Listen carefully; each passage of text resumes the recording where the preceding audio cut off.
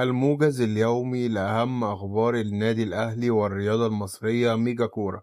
بقدم لك فيه آخر وأهم العناوين الرياضية اللي تخص الكرة المصرية. بس قبل ما أقولك أي حاجة ما تنساش تدعمنا بشير أو لايك وتفعل زر الجرس لو أنت على اليوتيوب عشان يوصلك كل جديد. كمان ما تنساش تعمل اشتراك أو متابعة لو أنت على صفحة الفيسبوك. بسم الله الرحمن الرحيم.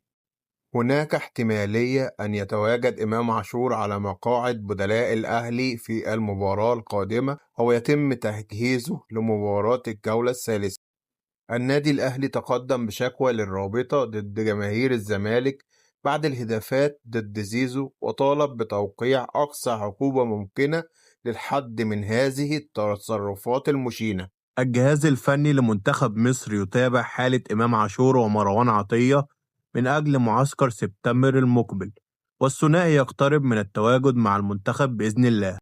الأسطورة علي معلول في أول مشاركاته مع الترجي يفوز على الصفاقسي بنتيجة 2-1 في الدوري التونسي. يا خسارتك يا علي.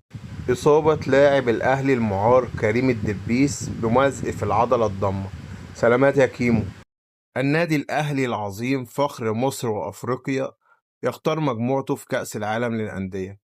تجرى غدا الاثنين مراسم قرعة بطولة العالم لكرة اليد للأندية مصر 2025، والتي تقام في الفترة من 26 سبتمبر إلى 2 أكتوبر بمشاركة 9 أندية على رأسها النادي الأهلي العظيم. محمد يوسف عقد جلسة مع الكابتن محمد الشناوي قبل 4 أيام من مباراة مودرن سبورت، وأخبروا بمداورة بينه وبين مصطفى شوبير ليكون الثنائي جاهزا قبل التوقف الدولي. قرارات رابطة الأندية ضد التجاوزات نادي الزمالك وجمهوره في حق الكابتن أحمد السيد زيزو هتكون بإذن الله غدا الثلاثاء. لاعبين النادي الأهلي يجرون عملية استشفاء وتدريبات اليوم في صالة الجيم، وراحة اللاعبين من التدريبات الجماعية غدا الثلاثاء. ريبيرو لم يتحدث مع اللاعبين أو أي من مساعديه عقب لقاء موديرن.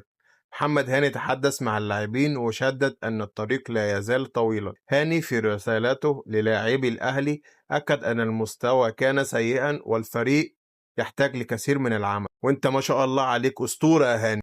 ديانج سيشارك أساسيا في مباراة الأهلي أمام فاركو المقبلة. هناك تغييرات ستكون في تشكيلات خوسيه ريبيرو.